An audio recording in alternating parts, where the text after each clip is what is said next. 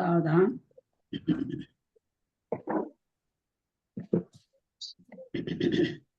ओंकारं बिंदु संयुक्तं नित्यं ध्यायन्ते योगिनः कांतं मोक्षदं चैव ओंकाराय नमो नमः।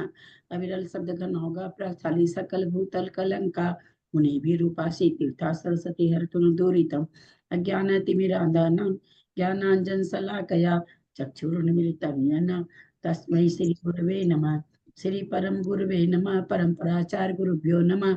सकल कलुष विद्वशकम श्रीशां परिवर्धकम धर्म संबंधकम भव्य जीव मन प्रतिबोधकारकम पुण्य प्रकाश पापण समिदम शास्त्रम श्री पद्म पुराण ग्रंथराज नामधेयम अस्य मूल ग्रंथ कर्तार श्री सर्वज्ञ देवास्तदुत्तर ग्रंथ कर्तार श्री गंधर देवा प्रति गंधर देवा तेषां वचनसार्था महासाध्य श्रीमद रविसेनाचार्य विरचितमिदं शास्त्रं श्रोतारः सावधानतया शृण्वन्तु। मंगलम भगवान वीरो मंगलम गौतमो गनि मंगलम कुंद कुंदादो जैन धर्मोस्तु मंगलम सर्वमंगल मांगल्यम सर्वकल्याणकारकम प्रधानम सर्वधर्माणां जैनम जयतु शासनम जैनम जयतु शासनम जैनम जयतु शासनम।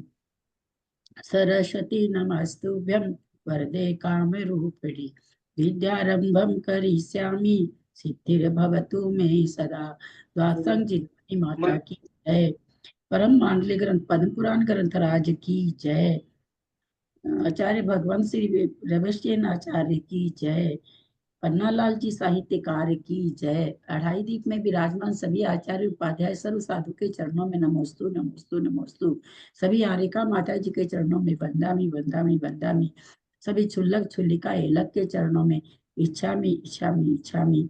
सभी प्रतिमाधारी के चरणों में ग्रुप में विराजमान प्रतिमाधारी के चरणों में वंदना वंदना वंदना। बड़े जन्मों का सादर चरण स्पर्श।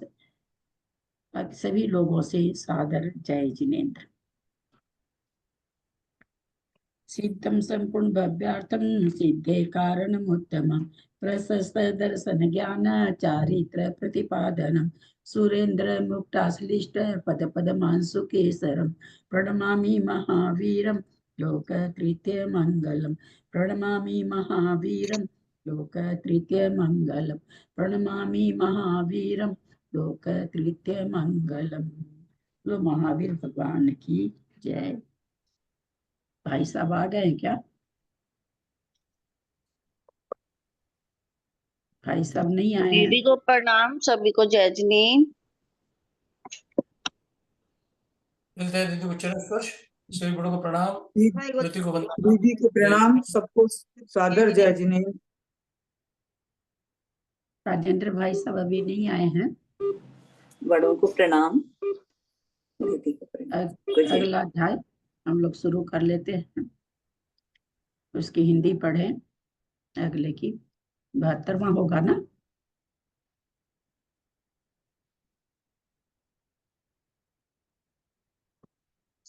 होगा भाई। वो शर्मिला जी ने लिखा होगा ना, नाम सबके नाम लिख रही थी वो। कौन पढ़ेगा? शर्मिला यार रोज तो आती नहीं है। आए बिना थोड़ी किसी चीज की आप जिम्मेदारी लो। हम जिम्मेदारी ले रखे हैं आप लोग को ये करने की, मतलब अपने लोग क्लास करने की। तो मेरे को तो भले आप 5 लोग आए चाहे 25 लोग आए, मेरे को तो समय से आना ही पड़ता है ना। तो जिम्मेदारी लेने का मतलब जिम्मेदारी है तो आपका फिर कुछ फर्ज भी बन जाता है ना। या तो फिर जिम्मेदारी लो नहीं, और जिम्मेदारी लो तो फिर उसको निभाओ। अब मैं कहाँ शर्मिला को खोजने जाऊं? मुझे तो नहीं दिख रही है शर्मिला। या तो फिर उसने नाम भेजा होगा आप लोग के ग्रुप में।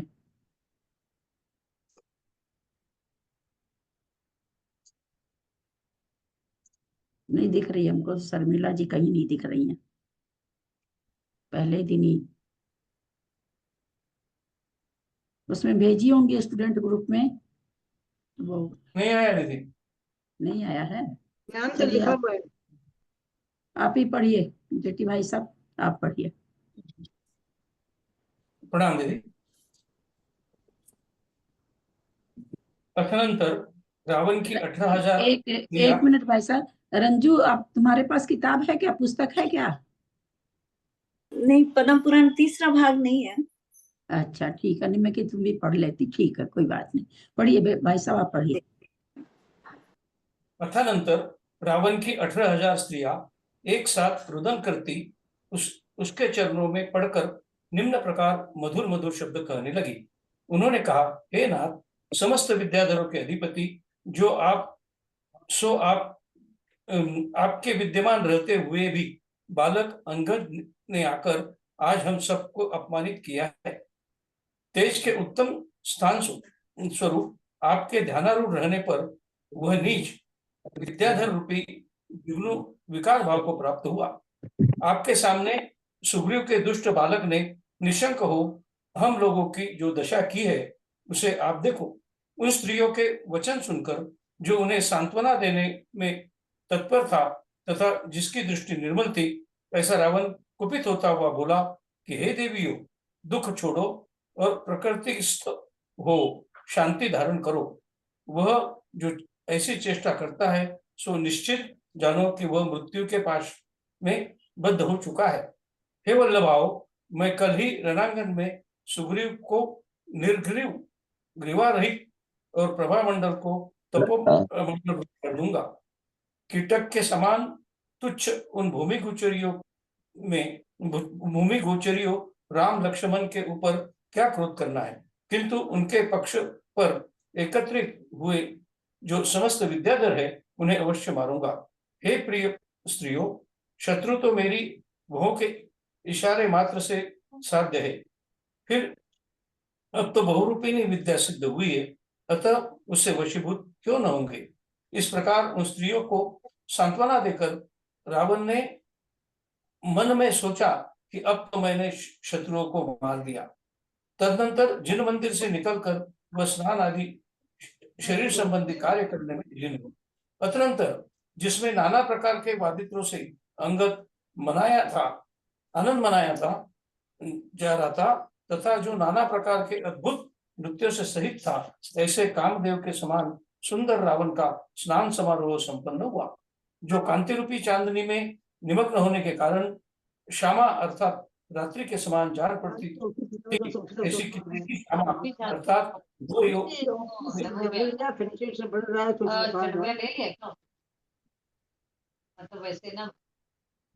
नव यौवन अनुराग को अजय बंद कीजिए ना, अपना म्यूट कीजिए।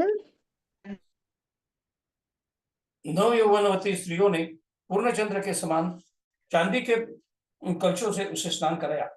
कमल के समान जेठी भाई साहब, राजेंद्र भाई साहब आ गए हैं। मैं खुद ही म्यूट थी तो इतनी देर से बोल रही थी तो कोई आवाज ही नहीं जा रही थी। आ गए राजेंद्र भाई साहब। शर्मिला यार, जो ड्यूटी लेने के पहले अपन को 100 बार सोचना चाहिए। राजेंद्र भाई साहब ने ड्यूटी ली पेपर लेने की और समरी करने की, है ना। देखो कितनी बढ़िया से पेपर लेते हैं, कितनी बढ़िया से रिजल्ट भेजते हैं। तुमने एक कल जिम्मेदारी ली कि हाँ ठीक है सबका नाम, अब आज टाइम फीस, और आज ही तुम नहीं आई समय से। बेटा जो 1 मिनट सुन लेना, कोई एक्सक्यूज मत मांगना। जिम्मेदारी आज तुम लोग 4 जन आओ तो 8 जन आओ तो मुझे तो खोल के बैठना पड़ता है ना। चाहे कितना भी काम रहो, मेरे को तो क्लास समय से खोलनी होती है ना। नहीं भी मन रहता है, तबियत 19-20 भी रहती तब भी खोलती हूँ ना। एक जिम्मेदारी का ही तो एहसास होता है ना, जिम्मेदारी से सब कुछ होती है। कल ही तुमने जिम्मेदारी ली, आज ही तुम गायब हो गई, ऐसा थोड़ी होना चाहिए। जिम्मेदारी लेने के पहले 100 बार सोचा करो कि हम जिम्मेदारी ले रहे हैं तो हम निभा पाएंगे कि नहीं निभा पाएंगे। पिछली बार भी तुमको इतनी बढ़िया से सौंपा, थोड़ा दिन करी, उसके बाद गायब हुई, कुछ भी अता पता नहीं। को एक तो आप लोग जिम्मेदारी लेने वाले जो गायब होते हो, वो मैसेज तक नहीं देते हैं कि हाँ मैं नहीं 10 दिन में। मैं पूछती हूँ जब चला के, तब मेरे पास मैसेज आता है। तो ऐसा नहीं होना चाहिए ना, जिम्मेदारी ली हो तो निभाओ थोड़ा सा। सॉरी दीदी, प्रणाम कर रही हूँ। आज थोड़ा सा वो विद्यासागर जी महाराज वाला वीडियो और वो करने लग गई थी ना, इसी में टाइम लग गई थी। वो प्रतियोगिता भर रही हूँ डेली विद्यासागर जी महाराज वाली, तो उसमें मेरा गलती हो गया। और टाइम का मेरे को ध्यान देना चाहिए था, अभी फटाफट चालू की मैं, ध्यान गलती हो गया मेरा। है पहले मैं उस टाइम जब नहीं आ पाई तो मैंने त्रिशला जी को जिम्मेदारी दे दी थी। मैं त्रिशला जी आप सबका क्लास आप संभालिएगा, मैं अभी थोड़ा दिन नहीं हूँ, तो मैंने त्रिशला जी को दे दिया था जिम्मेदारी। तुमने मुझे दिया, मैंने पूरी जिम्मेदारी से संभाला है। हाँ वही दीदी, मैं फिर इतना दिन बीच में नहीं थी, बीच में फिर आप भी क्लास थे नहीं, ऐसे करके मेरा क्लास छूट गया था। सेकंड भाग तो मैंने पूरा ही नहीं पढ़ा है। अब कल मैं लिस्ट बना के कल से पूरा टाइम से रहूंगी। सॉरी दीदी, गलती हो गई। बहुत अच्छा, सॉरी कर कर देने के बाद फिर सब खत्म हो गया। बहुत बढ़िया है आपका। बहुत अच्छा। गलती मान रही हूँ, मेरी आज गलती हुई है। मैं बस वो बस इसके विद्यासागर जी बाद का तो वीडियो फिर बनाने लग गई थी, तो उसी में टाइम हाँ, लग गया था। भाई साहब शुरू करें आप। हाँ दीदी, शुरू करता हूँ। सभी प्रतिमाधारियों को सादर वंदना, आदरणीय दीदी को प्रणाम और सभी को जय जिनेन्द्र। आज हम लोग 71वें पर्व का रिवीजन कर रहे हैं कि पिछले पर्व में सुना था, हम लोगों ने पढ़ा था कि यक्षराज शांत हो गया जब उसे पता चला कि रावण ने इस प्रकार अनीति पूर्वक सीता को छल कर लेकर आए हैं। तो फिर यक्षराज का क्रोध शांत हो गया और उसने अनुमति दे दी कि आप लोग रावण को बिना किसी कष्ट पहुंचाए वहां पर बाधा आदि डाल सकते हो, जिससे कि उसका ध्यान भंग हो जाए। भैया तो जी, यक्षराज को भैया जी एक मिनट, मैं बोल रही थी मेरा एग्जाम का रिजल्ट में नाम नहीं आ रहा है। मैं वापस क्या कुछ एंड करना, ज्वाइन करना पड़ेगा या क्या कारण से? नाम नहीं आ रहा है। नहीं, मेरा इस बार भी रिजल्ट भी नहीं आया, आगे भी पहला भी नहीं आया, एक खाली सेकंड वाला आया था, बाद में नहीं आया मेरा भी। तो 2-3 बार में नाम नहीं आ रहा उसमें। आपने अच्छी से देख लिया, लिस्ट में नाम नहीं था आपका हाँ लिस्ट में, इस बार लिस्ट में नाम नहीं है मेरा। और आप सबमिट कर रही हैं क्या परीक्षा देकर के? हाँ हाँ हाँ, सबमिट कर रही हूँ मैं। एक बार कोई दूसरे मोबाइल से ट्राई करके देखिए एक बार, और कोई दूसरे मोबाइल से, हो सकता है आपके मोबाइल में नेट की कुछ प्रॉब्लम होगा बाई चांस तो। ठीक ठीक है, ठीक है, हाँ। ठीक है। तो भैया जी यक्षराज कौन सा को सर को पढ़ा रहे हैं? अभी पेज नंबर 24 चल रहा है, 71वां पर्व। कि यक्षराज को शांत सुनकर बलवान अंगद लंका देखने के लिए उद्यत हुआ कि अंगद अब उपद्रव करना चाहता था। पिछली बार जो उनकी वाहिनी गई थी उसमें अंगद का नाम नहीं था उन 28 नामों में। अब अंगद लंका देखने के लिए उद्यत हुआ है, जो कि बहुत ही मेघमंडल के समान जिसकी आभा थी। ऐसे किष्किंध कांड नाम के हाथी पर अंगद सवार हुआ। हाथी का नाम दिया किष्किंध कांड, और वह अंगद उस पर सवार होकर पूर्णमासी के चंद्रमा के समान सुशोभित हो रहा था। इसके सिवाय जो बड़ी संपदा से सुशोभित थे, ऐसे स्कंद तथा नील आदि कुमार भी घोड़े आदि पर आरूढ़ हो जाने के लिए उद्यत हुए। अर्थात ये नाम तो पहले हमें मिले हैं, इसके पिछले पर्व में स्कंद और नील आदि योद्धाओं के नाम आए हैं, लेकिन अंगद इस बार इस उपद्रव वाहिनी का नेता बना है। और वह रावण को जाकर के उसने बीड़ा उठाया है कि रावण की तपस्या भंग करूंगा। तो ये सभी योद्धा जो सुंदर चेष्टाओं के धारक थे, दर्पपूर्ण वार्तालाप करते जाते थे, जो उत्तम तेज के धारक थे, ऐसे पदाति अर्थात पैदल कुमारों की आगे आगे जा रहे थे। ये जो मुख्य मुख्य कुमार थे, अंगद तो हाथी पर सवार था और अन्य योद्धा घोड़े पर सवार थे, और बाकी अन्य पैदल जो थे वे भी उन कुमारों के आगे आगे जा रहे थे। चतुर मनुष्य इनके आगे बांसुरी, वीणा, मृदंग आदि बाजों के अनुरूप श्रृंगारपूर्ण उत्तम नृत्य करते जा रहे थे। तदनंतर विलास और विभूषणों से युक्त उन चपल कुमारों ने, जो चंचल कुमार थे, उन्होंने स्वर्ग के समान लंका में असुर कुमारों के समान प्रवेश किया। यहाँ पर क्या वर्णन देते हैं कि उन चपल कुमारों ने असुर कुमारों के समान लंका में प्रवेश किया। असुर कुमार ही लिखा क्यों? क्योंकि असुर कुमार उनकी आयु सबसे, उनकी ऊंचाई सबसे ज्यादा होती है। डील डॉल के वे थोड़े लंबे चौड़े होते हैं। 25 धनुष की ऊंचाई सिर्फ असुर कुमार देवों को ही प्राप्त होती है। तो इस प्रकार से असुर कुमारों के समान ये भी लंबे चौड़े ये विद्याधर थे, और उन लोगों ने लंका नगरी में प्रवेश किया। जब वे प्रवेश करते हैं तो स्त्रियों में आपस में वार्तालाप होने लगता है, कानाफूसी होने लगती है। एक स्त्री दूसरी से कहती है कि हे सखी देख, जिसके एक कान में दंत निर्मित महाकांति से कोमल निर्मल ताल पत्रिका सुशोभित हो रहा है, दूसरे कान में मणिमय कुंडल शोभा पा रहा है तथा जो अपूर्व चांदनी की सृष्टि करने में निपुण है, ऐसा यह अंगद रूपी चंद्रमा रावण की नगरी में निर्भय होकर उदित हुआ है। कोई इसे भय नहीं है और यह निर्भय होकर के यहाँ आया है। इसने यह क्या प्रारंभ कर रखा है, यह कैसे होगा, क्या इसकी यह सुंदर क्रीड़ा निर्दोष सिद्ध होगी? अर्थात ये यहाँ पर जो आया है, यह भी पिछली बार जो टीम आई थी उसकी तरह ये भी उपद्रव आदि करके जाएंगे या निर्दोष सिद्ध होगी कि सिर्फ मात्र क्रीड़ा करके ही जाएगा? ये कुछ समझ में नहीं आ रहा है। ये क्यों नगरी के अंदर में इन लोगों ने प्रवेश किया है? तो जब अंगद के पदाति अर्थात पैदल रावण के भवन की मणिमय बाह्य भूमि में पहुंचे तो उसे मगरमच्छ से युक्त सरोवर समझकर भय को प्राप्त हुई। वे रावण के भवन की भूमि में पहुंचे, मणियों से निर्मित भवन की भूमि थी, तो उसे वे सरोवर समझा। उन्होंने सरोवर का जल समझा, मानो यहाँ पर कुछ तालाब है जिसमें मगरमच्छ आदि हैं, और वे भयभीत हो गए। इस प्रकार की कांतिमय वहां की भूमि थी।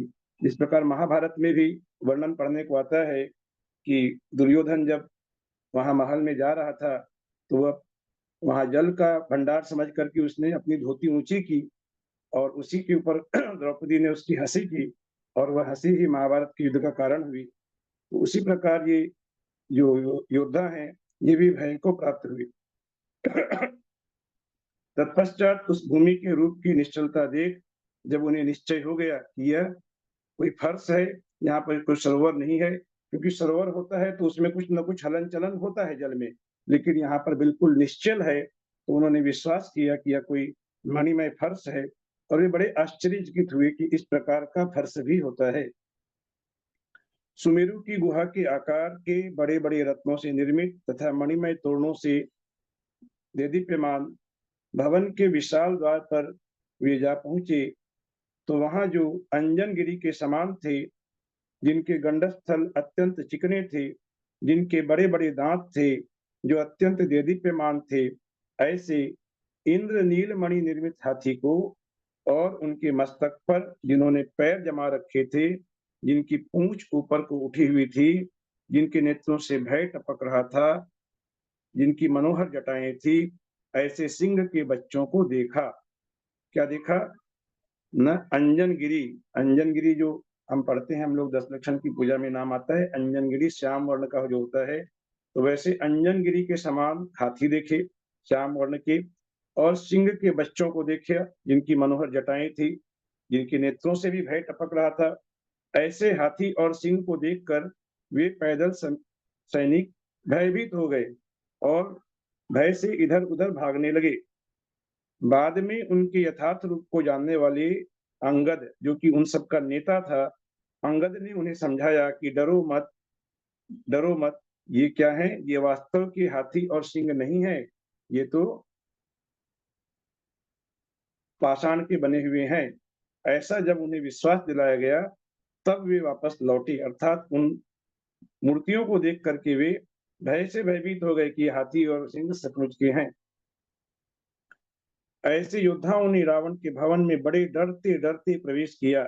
किस प्रकार प्रवेश करते हैं वे? जिस प्रकार की मृगों के झुंड सिंह के स्थान में प्रवेश करते हैं, अर्थात रावण का वह महल मानो सिंह का स्थान था और वे योद्धा हरिणों के समान थे।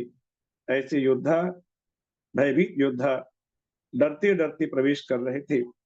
बहुत से द्वारों को उल्लंघन करके जब वे आगे जाने के लिए असमर्थ हो गए, अब उन्हें समझ में नहीं आ रहा है, वे भूल भुलैया में फंस गए वहां अंदर जाकर के कि कहाँ से किधर से कौन सा द्वार है, किधर से ऊपर जाने का रास्ता है आदि कुछ समझ में जब नहीं आ रहा था वहां पर, तो वे जन्मांध के समान इधर उधर भटकने लगे। जिस प्रकार जन्म का जो अंधा होता है वह इधर उधर भटकता रहता है, उसे कुछ समझ में नहीं आता है कि सही दिशा क्या है, उसी प्रकार वे भटकने लगे। उन इंद्र नीलमणि निर्मित दीवालों को देखकर उन्हें द्वार समझने लगते थे। इंद्र नीलमणि निर्मित जो दीवारें थे उनको देखकर उन्हें लगता था कि यह अंदर जाने का कोई द्वार है, ऐसा समझते थे। और स्फटिक मणियों से खचित भवनों को वे आकाश समझ लेते थे कि यह आकाश है। इस प्रकार से वे दिग्भ्रमित हो रहे थे, उन्हें कुछ भी समझ में नहीं आ रहा था और जिसके फलस्वरूप दोनों ही स्थानों में शिलाओं से मस्तक टकरा जाने के कारण वे वेग से गिर जाते थे। अर्थात जो वहां पर दीवार हैं उन्हें वे द्वार समझते थे। अब द्वार समझ रहे हैं तो द्वार के अंदर से वे जा रहे हैं, प्रवेश करना चाह रहे हैं, और वहां तो दीवार है, तो उनके मस्तक टकरा रहे थे और इस प्रकार वे घायल हो रहे थे।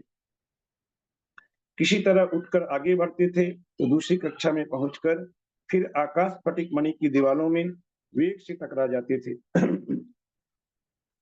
इस प्रकार के कार्य करते हुए उनके पैर और घुटने टूट रहे थे तथा जो ललाट की तीव्र चोट से तिलमिला रहे थे, क्योंकि माथा टकरा रहा था दीवारों से, वे द्वार समझकर बढ़ रहे थे, वो दीवार थी, तो उस चोट से वे तिलमिला रहे थे। ऐसे वे पैदल यद्यपि लौटना चाहते थे, वापस आना चाहते थे, लेकिन किधर से निकलें यह मार्ग भी उन्हें समझ में नहीं आ रहा था कि निकले तो कहां से निकलें।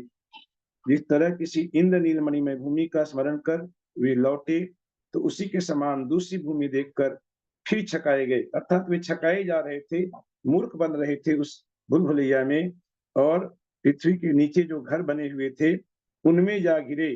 अर्थात वे जब दूसरी भूमि में लौटे तो वहां नीचे जो भवन बने हुए थे, जिसे तलघर कहते हैं या अंग्रेजी में अंडरग्राउंड कहते हैं, उसमें वे जाकर गिर पड़े। वहां पर कहीं पृथ्वी तो नहीं फट पड़ी, तो वे तलघर में अंदर जाकर गिरे, तो वे सोचते हैं कि कहीं पृथ्वी तो नहीं फट पड़ी है।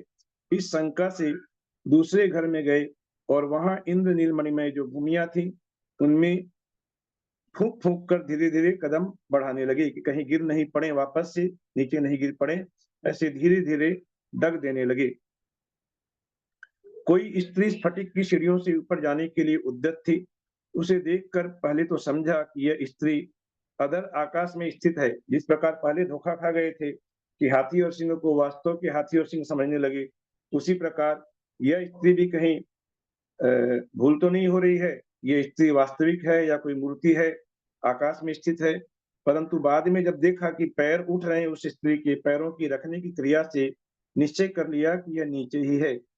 उस स्त्री से पूछने की इच्छा से भीतर की दीवारों में टकरा कर रह गए और विह्वल हो गए, अर्थात उस स्त्री से पूछ भी नहीं पाए। वे शांतिनाथ भगवान के ऊंचे शिखरों को देख तो रहे थे, लेकिन स्फटिक की दीवारों के कारण वहां तक जाने में समर्थ नहीं थे। इतनी वहां पर स्लिपरी दीवारें थी कि वे उनमें जाने की सामर्थ्य उनमें नहीं थी। तो फिर उन्होंने किसी पुतली को पकड़ लिया। वो थी पुतली, लेकिन उस पुतली को वास्तव की स्थिति समझ करके उसे पकड़कर कहते हैं कि मुझे मार्ग बताओ। इस प्रकार पूछने के लिए शीघ्रता से बने किसी सुबट ने खंभे में लगी हुई पुतली का हाथ पकड़ लिया कि भाई मुझे मार्ग बताओ कि हम जिन्यालय में जाना चाहते हैं, तो जाएं तो किधर से जाएं, रास्ता समझ में कहीं से भी आ नहीं रहा है। कुछ आगे चले तो वहां एक कृत्रिम द्वारपाल दिखा। उस द्वारपाल से सुबट ने पूछा कि भाई हमें मार्ग बताओ, जिनालय का जाने का मार्ग कहाँ है। अब वह तो मूर्ति थी, द्वारपाल था नहीं, तो वह बेचारा मूर्ति वह क्या उत्तर देता। जब उत्तर नहीं मिला तो उसने सोचा कि बड़ा अहंकारी है, बहुत घमंडी है, पूछने पर जवाब नहीं देता, और किसी सुबट ने उस मूर्ति को वेग से एक थप्पड़ मार दिया, तो उसकी अंगुलियां चूर चूर हो गईं, क्योंकि वह सचमुच का द्वारपाल नहीं था, कृत्रिम द्वारपाल था, पत्थर का पुतला था। तो इसके पश्चात बड़ी कठिनाई से द्वार मालूम करके दूसरी कक्षा में गए। तो ऐसा तो नहीं है कि कहीं यह द्वार न हो, किंतु महा नीलमणियों से निर्मित दीवार हो। अब वे जो द्वार है वास्तव में उस द्वार को भी देखकर भय खा रहे हैं कि कहीं वास्तव में द्वार है या कोई दीवार है। अब इससे जाएंगे गुजरेंगे तो फिर कहीं माथा नहीं टकरा जाए, इस प्रकार की उन्हें शंका हो रही है। इस प्रकार उनकी जो मनोवृत्ति इतनी संशय को प्राप्त हो रही थी कि उन्होंने पहले हाथ पसार कर देखा कि ये द्वार है न दीवार है। जब उनकी भ्रांति कुछ दूर हुई तो जिस मार्ग से आए थे उसी मार्ग से भी निकलने में असमर्थ हो गए कि कहां से निकलें, और वे उस भूल भुलैया में पूरी तरह फंस गए। तब वहां पर किसी मनुष्य को देखा उन्होंने, और उसकी बोली से लगा ये पुतला नहीं है, यह कोई वास्तव का मनुष्य है। तो किसी सुबट ने उसके केस पकड़े और कठोर शब्दों में उसे आदेश दिया कि चल आगे चल, शांति जिनालय का मार्ग दिखा। इस प्रकार कहने पर जब वह व्यक्ति आगे चलने लगा तब वे कुछ निराकुल हुए, उनकी आकुलता कम हुई। तदनंतर इस प्रकार से वे बड़े कष्ट के साथ वहां मंदिर में पहुंचे। जय जय की ध्वनि को छोड़ते हुए वे मंदिर में पहुंचे और वहां पहुंच करके उन्होंने जो स्फटिक मणि के खंभों को धारण किया हुआ वह मंदिर देखा, तो वे बड़े ही आश्चर्य में पड़ गए कि इतना सुंदर जिनालय भी हो सकता है, जहाँ की वे सब एक दूसरे को जिनालय की उत्तम वस्तुएं दिखाने लगे। अथानंतर जिसने वाहन का पहले से ही त्याग कर दिया था, अब रावण वहां पर ध्यान लगाकर बैठा है। जिसने वाहन का त्याग कर दिया था वह ध्यान से बैठा है और मंदिर के आश्चर्यकारी उपकरणों की प्रशंसा कर रहा था। जिसने हस्त रूपी कमल की बोड़ियां ललाट पर धारण कर रखी थी, जो स्तोत्र पाठ से मुखर मुख को धारण कर रहा था, जिसने समस्त सैनिकों को, यहाँ पर रावण का नहीं अंगद का वर्णन आ रहा है कि अंगद सब उपकरणों की प्रशंसा कर रहा था, स्तोत्र पाठ कर रहा था अंगद, और सभी सैनिकों को बाहर में खड़ा कर दिया और जो प्रमुख प्रमुख लोगों से घिरा था, ऐसा अंगद जिनेंद्र भगवान के चरित्र को देखता हुआ उन्हें भाव नमस्कार कर रहा था और विशाल आनंद से युक्त था। ये ऐसे आवाज अंगद आवाज नहीं आ रही, पता नहीं किसकी आवाज आ रही है। यू यू करके कोई है, खुला हुआ है किसी का यू करके। शांतिनाथ भगवान के जिनालय अरे में इसमें प्रवेश लिखा हुआ चाहिए हमको, इसमें फोटो आ हाँ, जाए, हमको लिखा हुआ चाहिए। यू करके कोई है, उनका खुला ये हुआ जो है। इसमें जो लिखा हुआ जो है नाम अच्छा। मदन पुराण का जो लिखा सबसे हुआ निवेदन है लिखा हुआ कृपया म्यूट नहीं कर है, लीजिए हमारे पास ताकि में सभी लोग किताब नहीं है, वो अच्छे से चाहिए। सुन सके। कृपया म्यूट कर जो लीजिए। लिखा हुआ ये आवाज नहीं आता, खाली वो किताब आती है। नहीं पता कैसे। कोई आवाज आ रही है क्या कहीं की? हाँ, ये यू करके कोई है, नाम नहीं है किसका खुला हुआ है, मेरे उसमें क्या आवाज आ रही है। ये नाम आ रहे हैं सीमाला मीरा रोड, समिला शिमला मीरा रोड, ऐसा नाम आ रहा है। नहीं, वो तो मैंने अभी बोला था खोल के। अच्छा, आपने बोला है क्या? अच्छा अच्छा। हाँ, किसी का खुला हुआ है तो वो इसीलिए वो आवाज नहीं आ रही। क्या मेरे मोबाइल से आवाज नहीं आ रही है क्या? मेरे मोबाइल से भी बीच बीच में आवाज आती है। नहीं, आपकी तो आवाज आ रही है, बराबर आ रही है। आ रही है वो ना? बीच में अच्छा कोई का खुला हुआ रहता है तो नहीं आती आपकी आवाज भी। अच्छा अच्छा। सभी से निवेदन है कृपया म्यूट कर लीजिए ताकि सब कोई अच्छे से सुन सके। तो वहां पर अंगद ने भगवान की स्तुति की और विधि पूर्वक वंदना की। तदनंतर वहां उसने भी शांतिनाथ भगवान के सामने बैठी हुई अर्ध पर्यंकासन से बैठी हुई रावण को देखा। वह रावण इंद्रनील मणियों की समान कांति वाला था। वह एकाग्र चित्त होकर विद्या का इस प्रकार ध्यान कर रहा था जिस प्रकार की भरत महाराज दीक्षा लेने का विचार करते रहते थे। भरत महाराज यद्यपि घर में रहते थे, 96,000 उनकी रानियां थी, लेकिन दीक्षा लेने का विचार उनके जिस प्रकार चलता रहता था, उसी प्रकार एकाग्र चित्त होकर रावण भी विद्या का ध्यान कर रहा था। अब अंगद का रावण से संवाद होता है। अब अंगद अपने उपद्रवी रूप में आ जाता है। पहले उसने भगवान की वंदना की, अब रावण से कहता है कि रे रावण, इस समय तेरा क्या हाल है? सो कह, अब मैं तेरी वह दशा करता हूँ जिसे क्रुद्ध हुआ यम करने के लिए समर्थ नहीं है। यमराज जी क्रोधित हो जाए तो ऐसी दशा नहीं कर सकता है किसी की, वैसी दशा अब मैं तेरी करता हूँ। तूने जिनेंद्र देव के सामने यह क्या कपट फैला रखा है? तुझ पापी को तार है, तूने व्यर्थ ही सत्क्रिया को प्रारंभ किया है। अर्थात यह सब तेरा जो है यह कपट है, यह ढोंग है जो तू कर रहा है। क्योंकि रावण का उद्देश्य समीचीन नहीं था।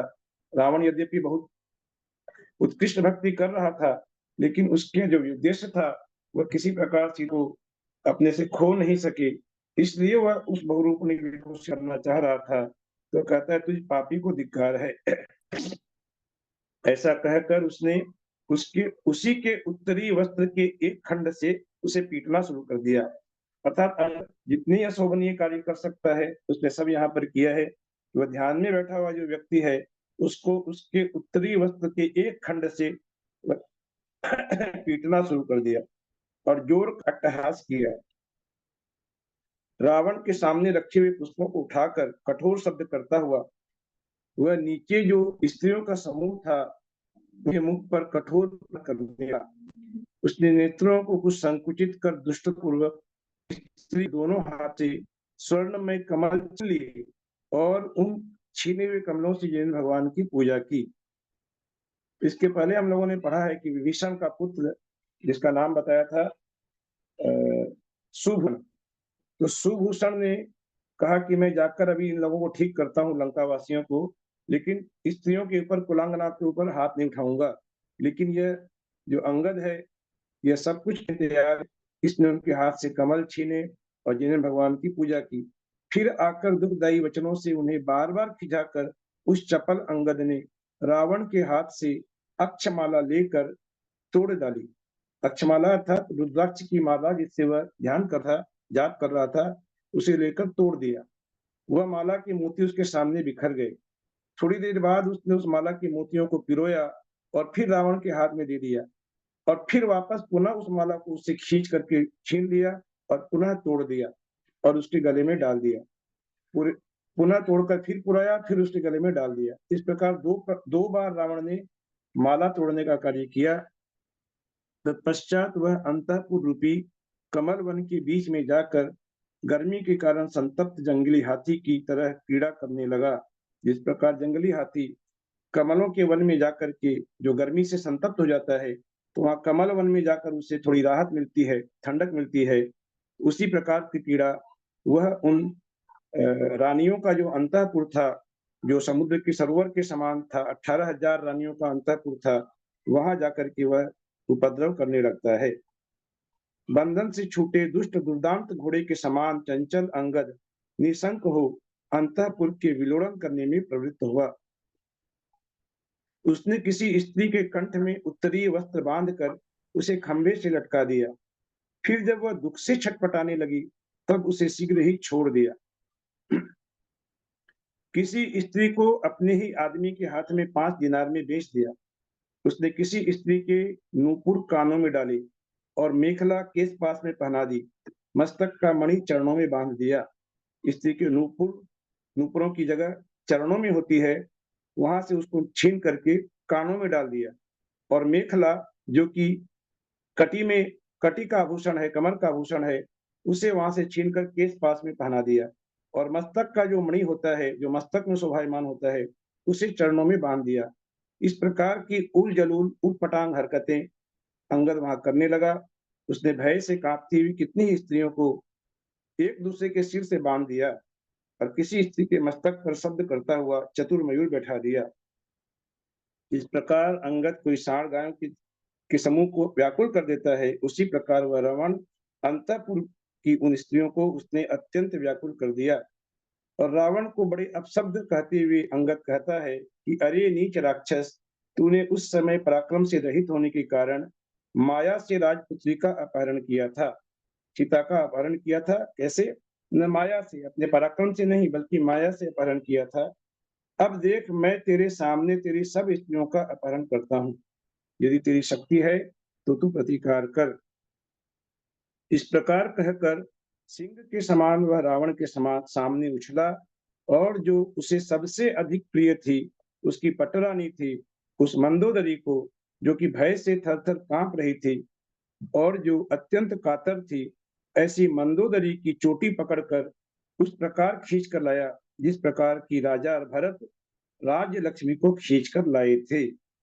जिस प्रकार भरत ने सतखंड पर विजय प्राप्त की थी और राजलक्ष्मी को जिस प्रकार खींच कर लाए थे, यहाँ भरत से उपमा दूसरी बार दे रहे हैं। पहली बार करेंगे जिस प्रकार भरत दीक्षा का ध्यान करते थे, अभी कर रहे हैं कि जिस प्रकार भरत राजलक्ष्मी को खींच कर लाए थे, उसी प्रकार वह अंगद भी मंदोदरी की चोटी पकड़कर उसे खींच कर लेकर आया। रावण से कहता है कि हे शूर, जो तुझे प्राणों से प्यारी है तथा जो गुणों की भूमि है, ऐसी यह मंदोदरी रानी हरी जा रही है। इसका मैं हरण कर रहा हूँ, तेरी आंखों के सामने हरण कर रहा हूँ। यदि तेरे में शक्ति है तो इसे बचा ले। अर्थात कहने का तात्पर्य कि जो भी कुछ वहां पर तांडव चल रहा था, उसका उद्देश्य एक ही है कि किसी प्रकार रावण क्रोधित हो जाए, और वह क्रोधित हो जाए तो उसकी विद्या को वह सिद्ध नहीं कर पाएगा। इसी उद्देश्य से ये इस प्रकार के कार्य कर रहे थे। जो मंदोदरी थर-थर कांप रही थी और जो आंखों से झरते हुए अश्रु जल उसके झर रहे थे और उसके हिलते हुए आभूषणों के शब्द से, क्योंकि वह खींच कर ला रहा था तो उसके शरीर के आभूषण हिल रहे थे उनके शब्दों से जिसका समस्त शरीर शब्दायमान हो रहा था, ऐसी मंदोदरी परम दीनता को प्राप्त होकर भरतार के चरणों में पड़ी। भरतार अर्थात रावण उसके पति के चरणों में पड़ करके वह कहती है, बड़े कातर शब्द में कहती है कि हे नाथ, मेरी रक्षा करो, मेरी दशा को क्या आप नहीं देख रहे हो?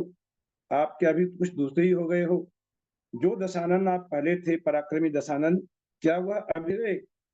आपने तो निर्ग्रंथ मुनियों जैसी वीतरागता धारण कर ली है, पर इस प्रकार के जो दुख उपस्थित हो रहे हैं, तो आपकी इस वीतरागता से क्या प्रयोजन सिद्ध होने वाला है, क्या लाभ होने वाला है? कुछ भी ध्यान करने वाले तुम्हारे इस पराक्रम को धिक्कार हो। पता नहीं तुम क्या ध्यान कर रहे हो, तुम भी ध्यान कर रहे हो, तुम्हारे इस पराक्रम को धिक्कार है, जो खंग से इस पापी का सिर नहीं काटते हो। खंग से अर्थात तलवार से तुम इस पापी का, जो इस प्रकार का कार्य तुम्हारे सामने कर रहा है, उसका सिर क्यों नहीं काट डालते हो?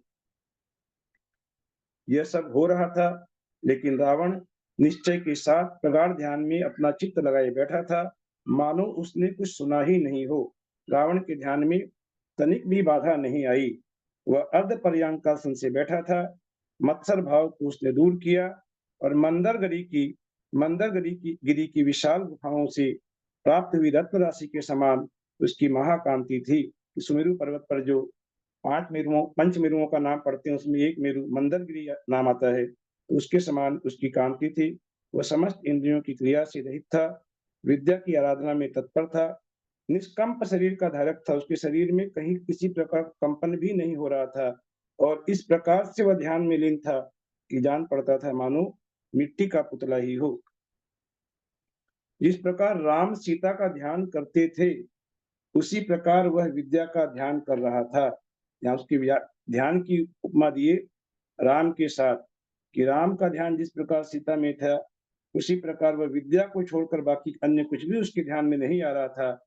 इस तरह वह अपनी स्थिरता से मंदरगिरी की समानता को प्राप्त हो रहा था, कि वह मंदरगिरी जिस प्रकार से बिल्कुल स्थिर रहता है, निष्कंप रहता है, कितना भी आंधी तूफान आ जाए वह बिल्कुल भी चलायमान नहीं होता है, उसी प्रकार से रावण भी उनके उपद्रवों से तनिक भी चलायमान नहीं हुआ।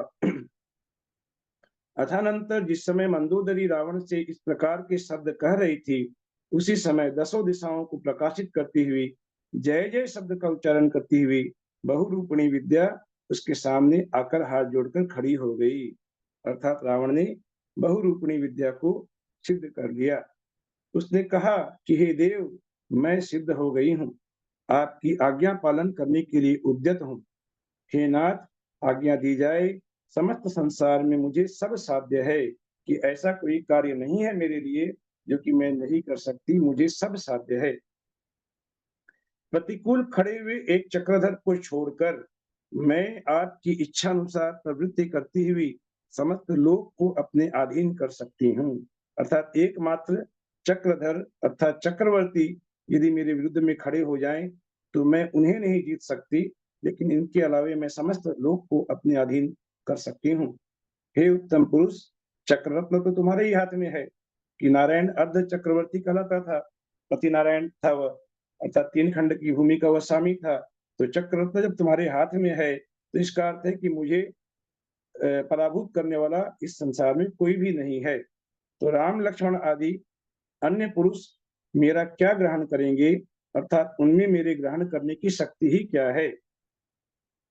हमारी जैसी विद्याओं का यही स्वभाव है कि हम चक्रवर्ती का कुछ भी पराभव करने के लिए समर्थ नहीं है, और इसके अतिरिक्त दूसरे का तो कहना ही क्या है।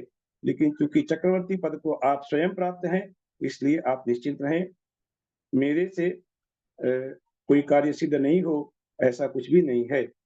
कहो, आज आपसे अप्रसन्न रहने वाले समस्त दैत्यों का संहार करूं या समस्त देवों का? आप मुझे आदेश दें, जैसा आप आदेश देंगे वैसा ही मैं करूंगी। तो क्षुद्र विद्याओं से गर्वीले तृण के समान तुच्छ दयनीय विद्याधरों में मेरा कुछ भी आदर नहीं है। ये तो क्या है, ये तो घास फूस की तरह है, अर्थात उन्हें कुछ भी मैं नहीं समझती। इस तरह प्रणाम कर विद्या जिसकी उपासना कर रही थी, जिसका ध्यान पूर्ण हो चुका था, जो परम दीप्ति के मध्य सहित था तथा जो उदार चेष्टा का धारक था, ऐसा दशानन जब तक शांति जिनालय की प्रदक्षिणा करता है तब तक सूर्य के समान तेजस्वी अंगद, खेद खिन्न शरीर की धारक सुंदरी मंदोदरी को छोड़कर आकाश में उड़कर राम से जा मिला। अर्थात अब तो खैर नहीं, अब तो रावण की विद्या सिद्ध हो गई।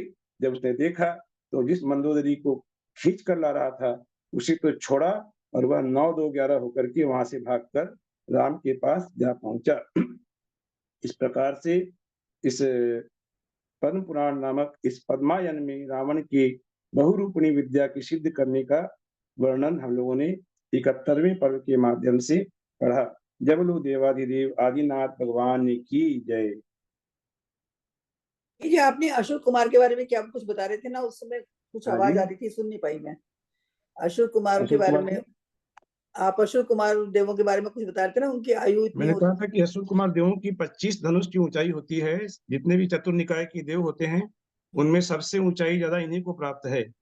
अच्छा, तो ये डील डॉल वाले होते हैं। इनके अलावे जो भवनवासी देव होते हैं, 10 प्रकार के भवनवासी देव, उनमें असुर कुमार का भी एक नाम आता है। बाकी 9 भवनवासी देव, उनकी 10 धनुष की ऊंचाई है मात्र, लेकिन असुर कुमार देवों को ही ज्यादा ऊंचाई प्राप्त हुई। तो इसीलिए वे जो कुमार वहां से निकल रहे थे, वे मानो असुर कुमारों के समान उन्होंने लंका में प्रवेश किया। वे भी ऊंचे शरीर के थे, वे कुमार भी उसी तरह से उन्होंने प्रवेश किया।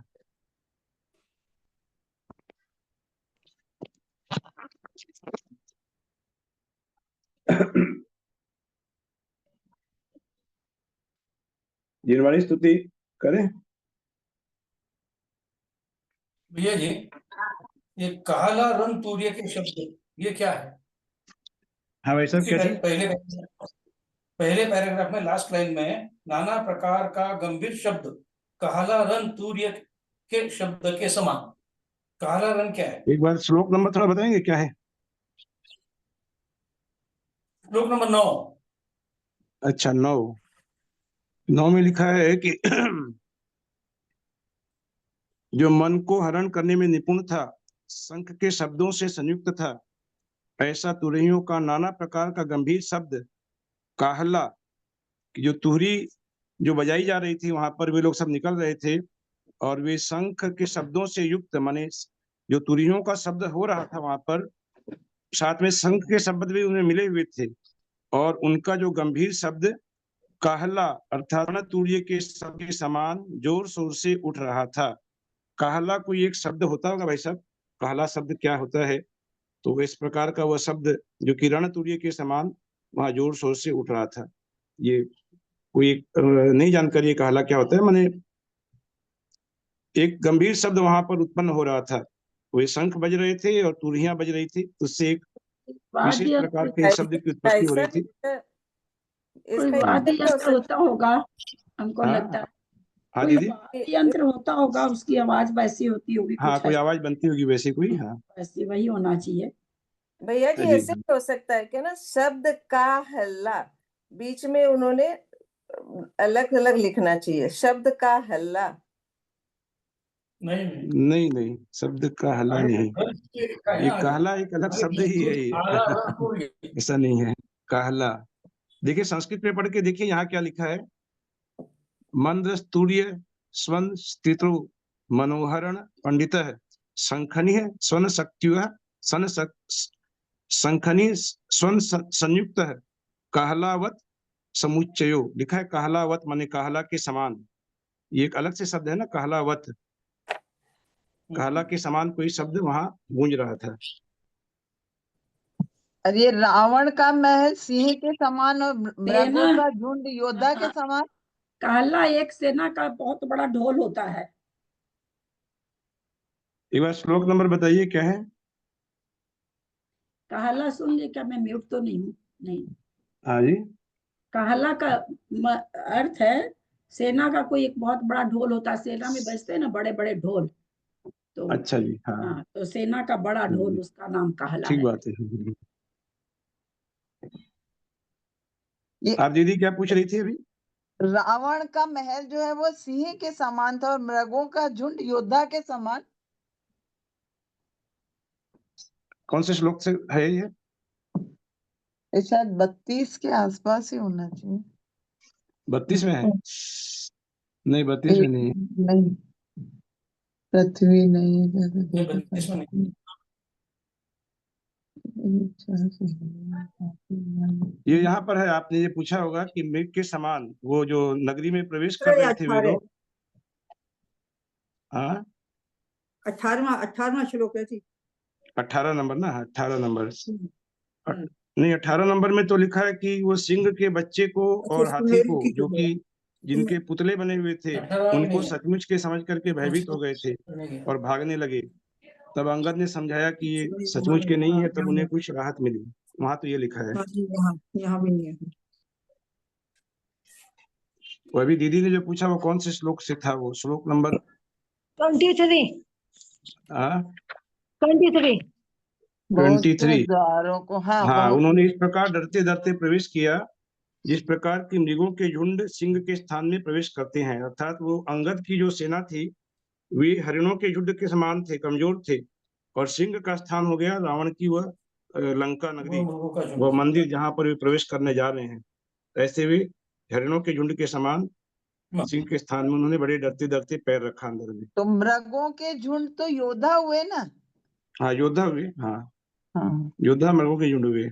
हाँ, और हरिण के समान वो हुए, क्या नाम उसका, सिंह का स्थान यहाँ रावण का जो महल।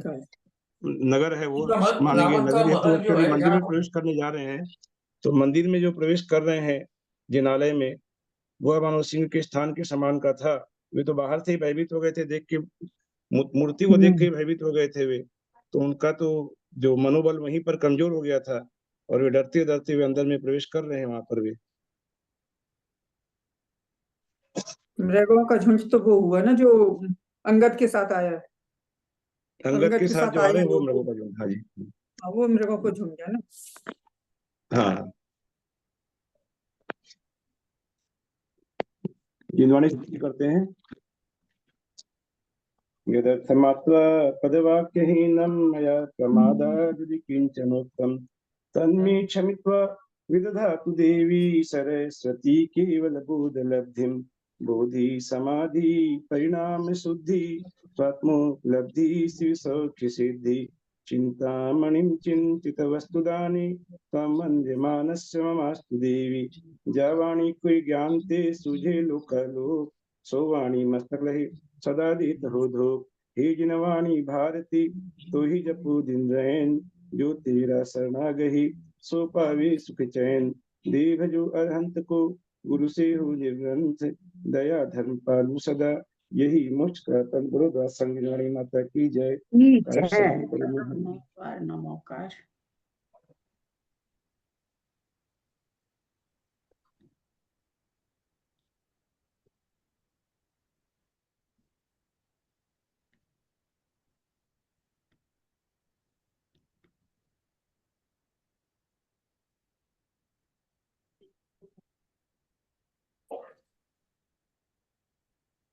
सभी प्रतिभाधारियों को वंदना। आदरणीय दीदी को जय जिनेन्द्र। सभी आदरणीय दीदी को प्रणाम। सभी को जय जिनेन्द्र। ललिता जी को सादर भैया जी को प्रणाम, सभी बड़ों को सादर प्रणाम, सभी को जय को प्रणाम, भैया जी को जय जिनेन्द्र और सभी को जय। सभी प्रतिमाधारियों को वंदना, सभी बड़ों को सादर नमस्कार, सभी को सादर जय जिनेन्द्र। ललिता को जय जिनेन्द्र। प्रणाम, भैया जी को प्रणाम, सभी बड़ों को सादर प्रणाम, सभी को सादर जय जिनेन्द्र। सभी प्रतिमाधारियों प्रणाम, जय जिनेन्द्र। जय जिनेन्द्र। जय सभी को सादर जय जिनेन्द्र। सभी को बहुत बहुत शुभकामनाएं। शुभरात्रि। ललिता जी को दो करते हैं, अंजना जी को वंदना, भाई साहब को सादर जय जिनेन्द्र। दीदी कर्मकांड में मेरा भी रिजल्ट नहीं आया। भैया जी आपको प्रणाम। प्रतिमाधारी को वंदना, सभी को बड़ों का सादर चरण स्पर्श। राजेंद्र भाई साहब को सादर जय जिनेन्द्र, सभी से सादर जय जिनेन्द्र। पेपर के लिए बेस्ट ऑफ लक। दीदी कर्मकांड में मेरा भी रिजल्ट नहीं आया, मेरा नाम भी नहीं आया रिजल्ट में। तो आप उसमें लिख के भेजो ना, या सबमिट तो किया था मैंने, शाम को ही कर दिया था सबमिट। तो वो सबमिट करने में क्या मेरे समझ में क्या हो रहा है उस समय, क्या तो सबमिट जिस समय कर रहे हैं तो थोड़ा वो हो जाता है क्या, लिंक वो नहीं क्या कहते हैं मतलब उसको? सबमिट के लिए आ रहा है ना कि सबमिट करना जरूरी होता है, तो इसलिए हाँ मतलब सबमिट तो हाँ लिख नहीं भी भाई, दिया था उसमें, सबमिट कर दिया, इसलिए वो बात बता रही हूँ। हाँ नहीं मैं समझ गया आपका कहने का मतलब। वो मतलब लिख तो दिया, वो तो ठीक है, सबमिट नहीं हो रहा है क्या आप लोग पेपर? जैसे जयश्री श्राफ जी का भी आ रहा है ना उस समय से, वो भी परेशान नहीं हो दीदी रही हैं। पेपर, हाँ पेपर तो पे- सबमिट हो गया था, पेपर तो सबमिट हो गया था, उसमें सबमिट ऊपर होने वो से रिजल्ट तो आना चाहिए था, पता नहीं कहाँ अब। पता नहीं हाँ क्यों नहीं आया रिजल्ट। हाँ, समझ में नहीं आ रहा क्यों नहीं आया। उनका जयश्री श्राफ जी का भी सबमिट, मैसेज है सबमिट करने का, या तो फिर हाँ आप लोग सबमिट कर रहे हैं तो वो हो नहीं रहा, दिखा रहा कुछ ऐसा हो रहा है दीदी, क्या?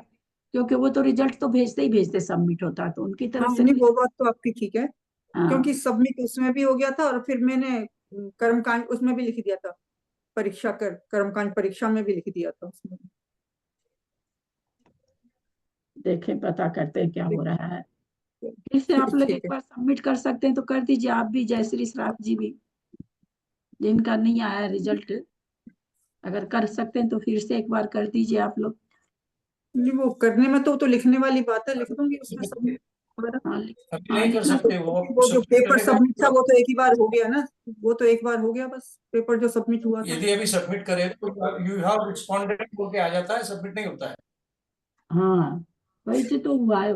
जयश्री जी बोल रही हैं कि लिखा हुआ आ गया था, पर कहाँ हुआ उनका, सबमिट नहीं हुआ। तो क्या कारण होता है इसके पीछे? क्या करना चाहिए सबमिट फिर जेठी भाई साहब, फिर क्या करना चाहिए? नहीं वापस तो सबमिट नहीं, हाँ हाँ सबमिट हो गया होगा तो मतलब जीमेल में रिजल्ट देखने चाहिए। जीमेल में रिजल्ट आ रहा है, उनके जीमेल में रिजल्ट देखो बोलिए। जी जीमेल में रिस्पॉन्स भेज रहे हो, रिजल्ट भेज रहे हैं, हाँ आपका कहाँ गलत हुआ कहाँ नहीं हुआ, भाई साहब जीमेल मेल में पे भी चेक। 15 जनवरी का ही आ रहा है, उसके बाद का नहीं आ रहा, 15 जनवरी का आ रहा है मेल पे, उसके बाद नहीं आ रहा।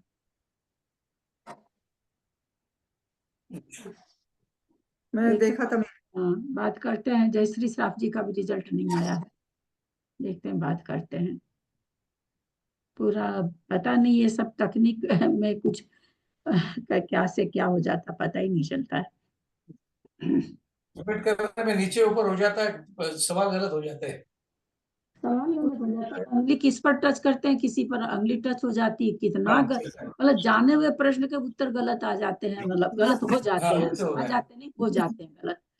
बहुत पद्म टच, पुराण में तो बहुत होता है, ये पद्म हाँ पुराण में तो बहुत हो जाता है। बहुत होता, टच टच वाली चीज में आराम है, तो फिर जिस चीज में आराम होगा उसमें कुछ ना कुछ गड़बड़ भी होगा ही होगा। गड़बड़ भी है, हाँ सही आराम कह तो रहे बहुत है, टच करो उत्तर हो हैं, जाता है आराम कुछ। तो बहुत है, हाँ आराम लेकिन तो थोड़ी बहुत जिसमें देर छह जाती ऑप्शन है उसमें स्लाइड करते समय इधर उधर हो जाता है। हाँ, है। जिसमें बहुत छह लोगों सात को सात ना। ऑप्शन है, एक साथ सामने नहीं आते हैं, तो अपन उसको स्लाइड करते तो इधर उधर हो जाता है। हम्म हॉरिजॉन्टल मेरे स्लाइड जब करते हैं कई लोग है ना मेरे तो कौन मैसेज से के कॉलम जवाब में नहीं टिक देते। करना है वो बराबर नहीं होता है। वो कई बार हाँ तो होता ही नहीं है, टच करते रहो होता ही नहीं है, पता नहीं क्यों नहीं होता है, ऐसा भी होता है कई बार, पता नहीं तो क्यों हाँ, होता है। गलत का निशानी लगा रह जाता है, हाँ गलत का लग जाता है, वो फिर चेंज होता ही नहीं है, हाँ दूसरे वो पे चेंज आता ही। होता ही नहीं। हो कई बार हो जाता है, कई बार नहीं होता, ये देखते हैं हम भी। हाँ जी हाँ जी, हाँ, चलिए सही। देखते हैं क्या कारण है, बात करते हैं कैसे क्या इस। पेपर आ गया है। हाँ आ गया, पेपर जाइए भाई, जो फर्स्ट होना चाहेंगे वो पीछे हो जाएंगे, फटाफट जाइए, मैं कर रही हूँ तो आप लोग फर्स्ट तभी होते। जाइए जाइए, आप चलो लोग ठीक है। पेपर दीजिए आप लोग। बेस्ट ऑफ लक, देखिए आज कब हाँ टॉप आता है।